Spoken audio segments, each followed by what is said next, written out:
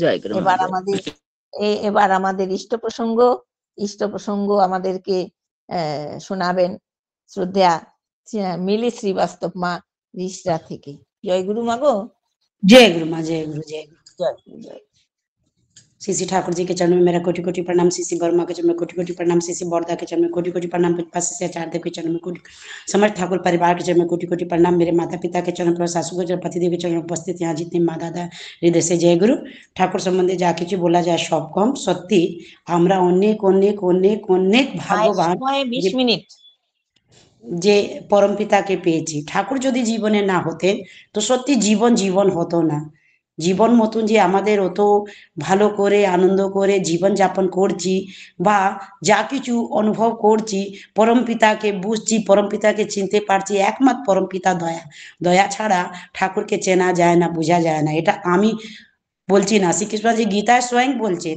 অর্জুন বলছে কি প্রভু তোমাকে সব কেন ভজছে না, কেন কি তুমি তো বলছো তোমাকে যে ভজে সে अनलिमिट ফল পায়, আর তোমাকে যে না ভজে লিমিট ফল পায়। তো পুরা পৃথিবীবাসী তোমাকে কেন ভজছে না, তোমার শরণ মে কেন আসছে না, তোমাকে কেন চিনছে না। তখন কত সুন্দর কথা শ্রীকৃষ্ণজি বললেন কি যার মনে আসক্তি আছে, আসুরি শক্তি यानी রাক্ষস তত্ত্ব বেশি আছে, যার মনে পাপ আছে, অহংকার আছে, সে আমাকে কখনো চিনতে পারবে না, আমার শরণে কখনো আসবে না। আমাদের যখন যাজন করি তো সবাই কি ঠাকুরের দীক্ষা নিয়ে না, সবাই কি রাজি রাজি মতলব ইয়ে মতলব হয়ে যায় না, হয় না কেন?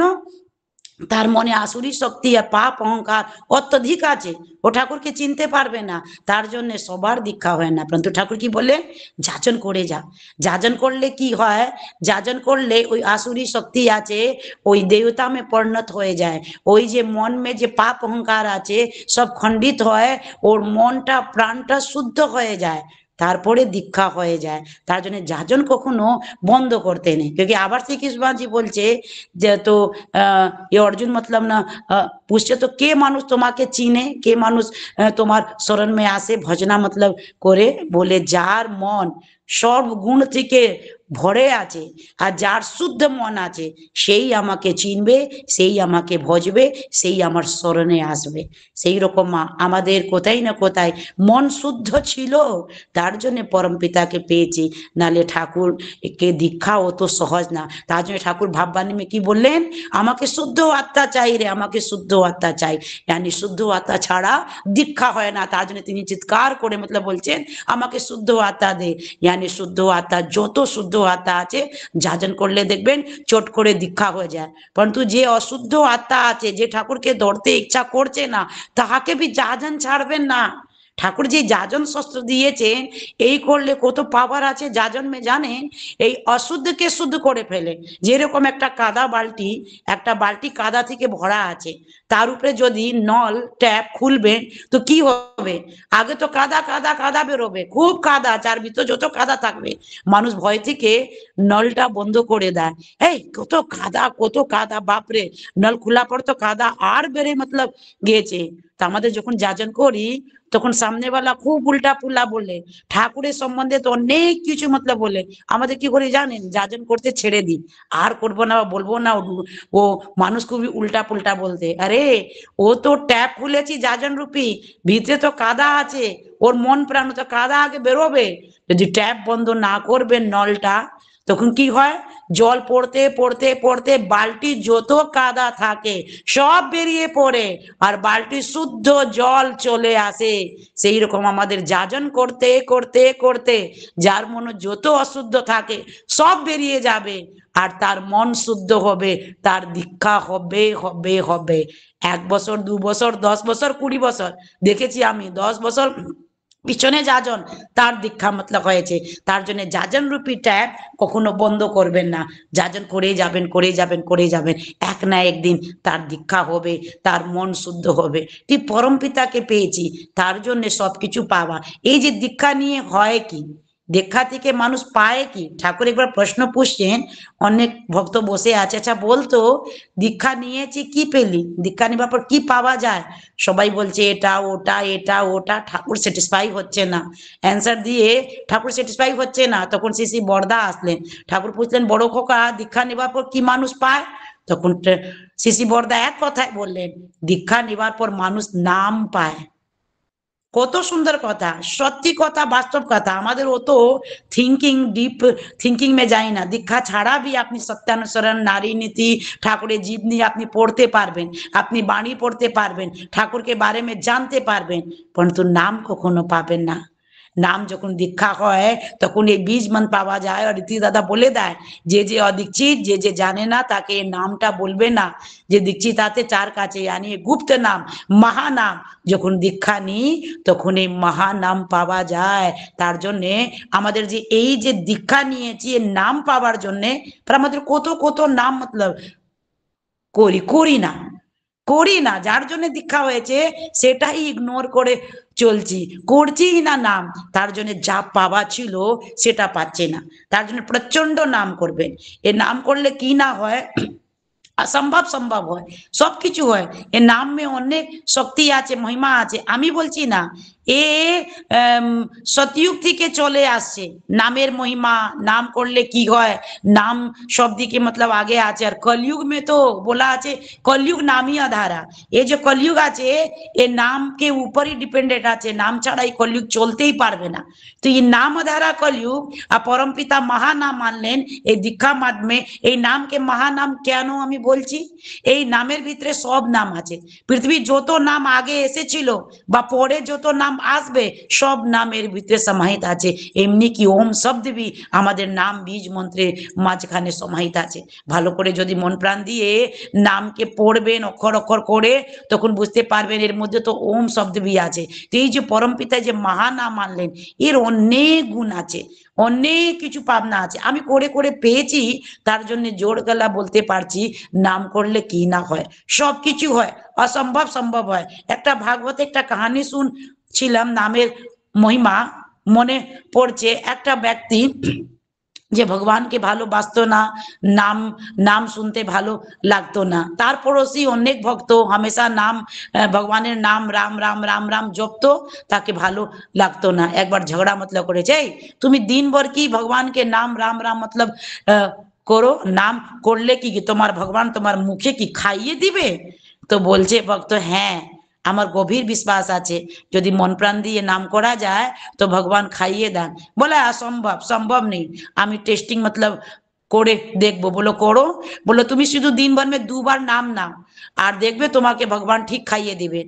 মানুষ বললো ঠিক আছে, 2 বার রাম রাম মন প্রাণ দিয়ে বলেছে, বলছে আজকে আমি বাড়িতে থাকবো না, বাড়িতে থাকলে কেউ না কেউ আমাকে খাইয়ে দিবে, আমি জঙ্গলে চলে যাব। জঙ্গলে একটা গাছের উপরে গিয়ে বসে গেছে। বললো জঙ্গলে গাছের উপরে কে আমাকে খাওয়াবে, এখানে কে আসবে দেখি তো, ভগবানের নাম করেছি, আমাকে কি কই খাওয়াতে পারে? মিথ্যে কথা, ভগবানের নাম করলে ভগবান এসে খাইয়ে দেন না, খাওয়ান না। তো এটা আমি প্রুভ করব, নাম করলে কিছু হয় না। গাছে গিয়ে গাছে জঙ্গলে গিয়ে গাছের উপরে বসে গেছে। আর তখন নিচে একটা যে থাকে না কি বলা যায়, বঞ্জারা লোক এইদিক ওইদিকে যায়, এসেছে। এসে বলছে খিদে পেয়েছি, রান্না রান্না করতে হবে। ওই গাছে তোলা, যে গাছে ওই মানুষটা বসে আছে লুকিয়ে, কি তাকে কই খাইয়ে না দে, সে গাছে তোলা রান্না করছে, রুটি সবজি করেছে। এখন খেতে যাবে, তখন ডাকাতের ঘোড়ার টাপু আওয়াজ শুনছে, তবে পালিয়েছে। বাপ রে বাপ, ডাকাত এসেছে, সব ডাকাতি মতলব করবে, পালাও। ওইখান থেকে সবাই যেত ছিল বঞ্জারা পালিয়ে লেগেছে। ডাকাত এসে দেখছে কি গরম গরম খাবার, কি সুন্দর খাবার, কি খুশবু আসছে। তখন ডাকাত বলছে চলো সর্দার খেয়ে নি। বলে না না না, খবরদার, এর মধ্যে বিষ মিলিয়ে রেখে দিয়েছে আমাদের জন্য, যে আমাদের আসবো খেয়ে মরে যাব। কে করেছে রান্না, খুঁজ, মানুষকে খুঁজ, খুঁজছে পাচ্ছে না। একটা ডাকাত বললো সর্দার এই গাছের উপরে একটা মানুষ দেখতে পাচ্ছ, ধর ধর ধর, তাকে তুল। ওই মানুষকে তুলা গেল। বললো কি রে বেটা, এর মধ্যে তুই বিষ মতলব না বিলিয়েছি আমাদের মধ্যে জমে? না না না। বলে আগে তুই খা, তবে আমি বিশ্বাস মতলব করবো। ও তো খাবে না। বলে না আমি খাবো না। বলে কেন খাবি না? সত্যি এর মধ্যে বিষ আছে। 4 গো ডাকাতকে বললো হাত পায়ের ধর, জোর জবরদস্তি মুখে কে খাওয়া, এর মধ্যে বিষ আছে।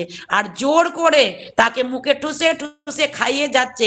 আর যে মানুষ খাচ্ছে তার চোখ থেকে ঝরঝর জল, আর বলছে সত্যি ভগবানের নাম করার পর ভগবান মুখে খাইয়ে দেন, খাইয়ে দেন।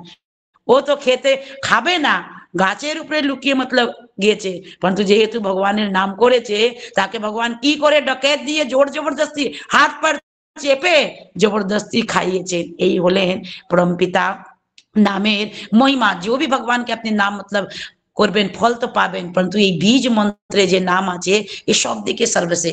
আমি করে করে পেয়েছি, অসম্ভব সম্ভব হয়েছে। আমার বাড়িতে দুটা গোপাল আছে, পিতল গোপাল আছে।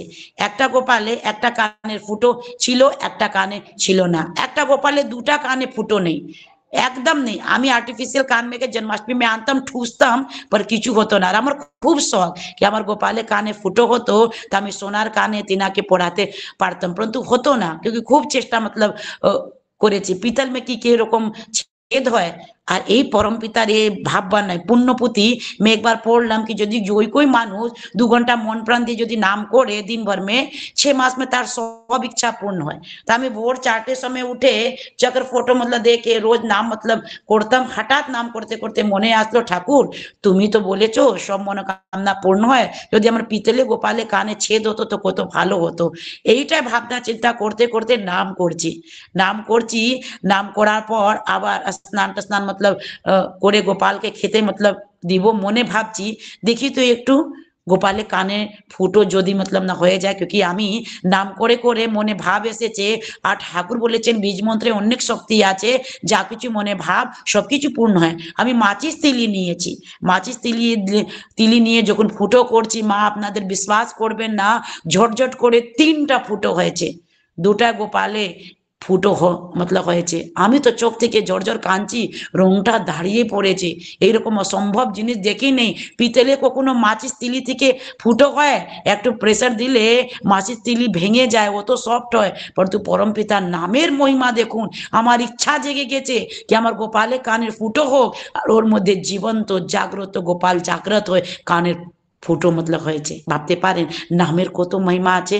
আমাদের করি না, তার জন্য পাই না। এই নাম করলে আমাদের বাড়িতে যদি নাম করি, এই নাম যত দূর তক ভাইব্রেট হয় না, যত দূর তক যায় তত দূর তক বাড়ি মজবুতি থাকে। যে বাড়িতে বেশি নাম ধ্যান ভজন কীর্তন ঠাকুরের কথা বার্তা ভক্তি ভাব চলে, যদি ভূকম্প আসবে না আশেপাশে বাড়ি হয়ে যাবে মা, पर আমাদের আপনাদের বাড়ি হইবে না, গ্যারান্টি আছে। আমি বলছি সত্যি কথা, বাস্তব কথা। যখন গুজরাট में খুব বড় ভূকম্প এসে ছিল, বড় বড় মকান হয়ে গেছিল, যখন রেস্কিউ অফিসার এসেছে রেস্কিউ করতে আর্মি অফিসার, তখন একটা মানুষ তাকে ধরে ধরে নিয়ে যাচ্ছে, এখানে হয়েছে ওইখানে হয়েছে, এখানে চলো। তখন রেস্কিউ অফিসার ওকে पूछছে কি তোমার মকান ঢোয়নি? বলে না আমার মকান ঢোয়নি। বলো কেন তোমার মকান ঢোয়নি? বলে আমার মকান চলো তুমি বুঝতে পারবে। এক লাইন থেকে সৎসঙ্গী মকান, একটা মকান ঢয়নি, বড় বড় মহল হয়ে গেছে। ভিতরে গিয়ে দেখলো সবার ঘরে ঠাকুরের এক একটা ফটো আছে। তখন বুঝলো কি একটা ঠাকুর ফটো রাখার আর এই নাম ধ্যান ভক্তি করার পর ওদের মকান মা ছোট ছোট মকান পড়লো না, আর বড় বড় মকান আলিशान মকান মজবুত মকান পড়ে গেছে। একদম বাস্তব কথা বলি, আমাদের একটা গুরু ভাই সেই চোখ থেকে বেশি দেখতে পারে না, आधे देखे देखे ना, ওর আলোক সৎসঙ্গী, তার পরিবার में আর कोई सत्संगी नहीं। ও ঠাকুরকে নিয়ে ষষ্ঠী নিয়ে নাম ধ্যান ভজন কীর্তন সৎসঙ্গ ঠাকুরকে খুব সুন্দর সিংহাসন করে রেখেছে। যেই পাটে ঠাকুরকে রেখেছে আর একটা পাট কিছু হয়েছে, অনেক পুরানো মকান তো, যেই পাটে ঠাকুর আছে সেই পাটে পড়ে নেই, যেই পাটে আধেক পাট ঠাকুর নেই সে পাট পুরো মকান উপর থেকে নিচে পড়ে গেছে, 3 তলা মকান। আর পরন্তু যেই পাটে ঠাকুর আছে একটু কিছু হয়নি। ভাবতে পারেন যেখানে ঠাকুর ফটো শুধু থাকে মা, আর শুধু নাম করা যায়, ঠাকুরের ভজন কীর্তন ঠাকুর কথা বলা যায়, সেখানে ইটগুলো মজবুত হয়ে যায়, সেখানে জিনিসগুলো মজবুত হয়ে যায়। সত্যি বাস্তব কথা। এ ঠাকুরের নাম করে আমাদের তো বুঝি কি আমাদেরকে ঠাকুর রক্ষা করেন, আমাদের শুধু রক্ষা করেন না, আমাদের জিনিসপত্র রক্ষা করেন, আমাদের শরীরে যত জিনিস আছে আমার সব কিছুকে রক্ষা করেন পরম পিতা। এর নামের অনেক মহিমা আছে। আমি তার জন্য যা কিছু করি, যা পূজা পাঠ করি, সবার ভিতরে ঠাকুরের নাম, ঠাকুর নাম ছাড়া কিছু করি না। যে পূজা করি, क्योंकि আমি জানি ঠাকুরের বাণী আছে পুরুষোত্তমে করলে পূজা কোনো দেবতা হয় না রোজ, বৃক্ষে মূলে জল দিলে পাতায় সন্তোষ। যদি পুরুষোত্তমকে পূজা করা যায় মা, কোনো দেবতা রোষ হয় না। মানুষ বলে না ঠাকুরকে যখন থেকে পুজো করছি আমার এই দেবী দেবতা নারাজ মতলব না হয়ে গেছে, আর করব না। তো এসব ভুল কথা। যে যে ঠাকুরকে ভজবে কোন দেবী দেবতা তার থেকে রোষ আর রাগ হতেই পারবে না, আর তার উপরে প্রসন্নচিত হয়ে যায় আর আনন্দিত হয়। আপনি করে দেখবেন, যা পুজো করবেন ঠাকুরের বীজ মন্ত্র জাপ করতে করতে করবেন, তার ফল পাবেন। দেখি আমি করে করে পেয়েছি, যা কিছু মতলব করি। আমাদের একটা জিতিয়া ব্রত করতে হয়, তার মধ্যে গঙ্গা স্নান মতলব করতে হয়, গঙ্গা ঘাটে পুজো টুজো মতলব করতে হয়। তো আমি গঙ্গা স্নান করতে গিয়েছি, যখন স্নান করতে ডুবকি মতলব দিব, 5টা औरत আমাকে 5 দিকে ঘিরে নিয়েছে আর চেপে দিয়েছে। আমি ভাবতে পারি না কি কেন, আমি ভাবলাম অত ভিড় আছে, ভিড় তো ছিল, বলে বাপরে সব ভিড় কি আমার গায়ে চেপে দিচ্ছে। আমি ডুবকি দিচ্ছি আর ঠাকুরের নাম মতলব না করছি, 5টা ডুবকি দিয়ে আর ঠাকুর নাম করতে করতে, ঠাকুর নাম করলে পরে একটা আজীবটা শক্তি চলে আসে বদনাতে। আমি সবাইকে ঠেলে ঠুলি 5 জনকে আমি এগিয়ে এসেছি কি আমার হয়ে গেছে স্নান, এখন পুজো মতলব না দিব। যখন আমি ওদেরকে ঠেলে যখন আগে আসছি, একটি নারী দাঁড়িয়ে ছিল বাইরে, গঙ্গার বাইরে, বলছে হে মা তোমার সোনার চেন খুলে আছে, পড়ে যাচ্ছে। আমি ঝট করে মতলব না ধরলাম, সত্যি পিছনে অ্যাস লাগানো ছিল, সে খুলে মতলব না লাগিয়েছে। তখন বুঝলাম ও 5টা নারী যে আমাকে চেপে মতলব ঘিরেছিল, 5ও চোর ছিল। সে আমাকে চেপে আমার সোনার যে চেন আছে তাকে অ্যাসকে খুলে দিয়েছে, সে টেনে নিত। पर परमपिता दया नाम করছিলাম তো, ঠাকুর আমাকে তো রক্ষা করবেন, আমার জিনিসপত্রকে কি করে রক্ষা করেন সে আমি জীবন্ত ওই দিনে অনুভব করলাম। তা আমার চেন ঠাকুর আগে টেনে দিলেন তার হাত থেকে আসার আগে, আর জলে পড়তে পড়তে দিলেন না। লাগলো কই হৃদয়তে আমার এই হাটের উপরে কই আটকে দিয়েছে, আঠা দিয়ে আমার চেনকে আটকে রেখেছে। পিছন থেকে পুরা খোলা আর চেস্ট पे পুরা মতলব আছে একদম আঠা দিয়ে লাগছে। আমি হাত দিয়ে ধরলাম। তো এই পরমপিতা দয়া, না পরমপিতা চোরে হাতে যেতে দিলেন না গঙ্গা মে। এই হলো মা, ঠাকুরের নাম করলে কি না হয়, অসম্ভব সম্ভব হয়। আমাদের পরমপিতা যে মহা নাম দিলেন, এ নাম করা লাগে মা, করি না তার জন্য পাই না। এই করাই হলো পাবার জন্য, না করে যে পেতে চায় দুঃখ তার পিছিয়ে দেয়, করতে হবে। আমাদের করি না, আর ঠাকুর আমাদেরকে কি না শিখিয়েছেন। আমাদের এই আজকালকে ছেলে মেয়ে নিজে মা বাবাকে কিছু বুঝেই না। ঠাকুর কি করে আমাদেরকে বাড়িয়ে দিলেন, পিতা শ্রদ্ধা মায়ের টান যেই ছেলে হয়ে সম্ভ্রপ্রাণ, বলে দিয়েছেন মাতৃভক্তি অটুট যত সেই ছেলে হয়ে কীর্তি। তো आजकल के युग में मातृभक्ति पिता प्रति टान मार श्रद्धा देखा ही जाए ना। কেন হয় না বলুন তো, কেন হয় না? ঠাকুর এর সম্বন্ধে বি বলেছেন। একটা নই নবেলিন স্বামী স্ত্রী বিয়ে করে ঠাকুর কাছে এসেছে। ঠাকুর স্ত্রীকে বলছে আচ্ছা বলো তো, যদি তোমার শাশুড়ি তোকে এক চর মেরেছে গালে, গালে উंगली ছাপ ছাপ পড়েছে, আর দরজাতে তোর ভাই নক মতলব করছে, তখন তুই কি করবি? তখন নইনবেলি বউ কিছু বলতে পারছে না। তখন ঠাকুর বললেন, নিজেই বলছেন, সহন বহন করে চলবি, সহন বহন করার পর সবাইকে নিজে প্রেম দিয়ে আপন করে নিবি। কিন্তু আজকাল এরকম সহন বহন আছে না। যদি কিছু হয়েছে আর যদি ভাই চলে আসে, আমাকে এখন নিয়ে চল, আমি এখানে থাকবো না, আমার শাশুড়ি খুব বদমাশ, মার খেতে এসেছি কি আমাকে মারছে, অত সাহস অত হিম্মত, আর থাকবো না, ডিভোর্স দিয়ে দিব, আর সেখান থেকে ছেড়ে চলে আসে। সহন শক্তি ক্ষমতা আমাদের ভিতরে নারী জাতি কমে গেছে। সহন ক্ষমতার জন্য ঠাকুর বললেন কি নারী তোমাদের কত ক্ষমতা আছে, তোমার উপরে তুমি মাটি মতন ধরতির মতন আছে, ধরতি মে কত ছেদ করা যায়, গड्ढा করা যায়, কত কি না করা যায়, কিন্তু চু অবধি তার মধ্যে শব্দ থাকে না। নারী তুমি সেই রকম। पर আমাদের এখন কি আছে? সহন শক্তি নেই। তার জন্য আমাদের সন্তান শক্তি মেয়ে সন্তান সন্ততি মেয়ে ওই যে সহন শক্তি আছে নেই। তার জন্য একটু হলে একটু অসুবিধা হলে আকু পাকু হয় পড়ে। কেন?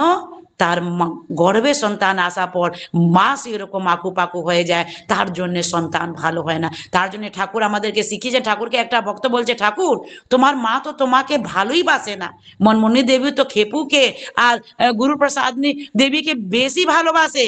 তখন ঠাকুর বললেন তোর হাতে কি আছে রে? বলে করচি আছে। বলে করচি কোথা থেকে পেয়েছি? গাছ থেকে পেয়েছি। তখন ঠাকুর বললেন যদি গাছ না হতো তো তোর হাতে করচি হতো? বললো না ঠাকুর, গাছ ছিল তার জন্য করচি পেয়েছি। তখন ঠাকুর বলছে যদি মাতা মনমণি দেবী না হতো তা আমাকে তোরা লোক পেতিস? পেতিস না।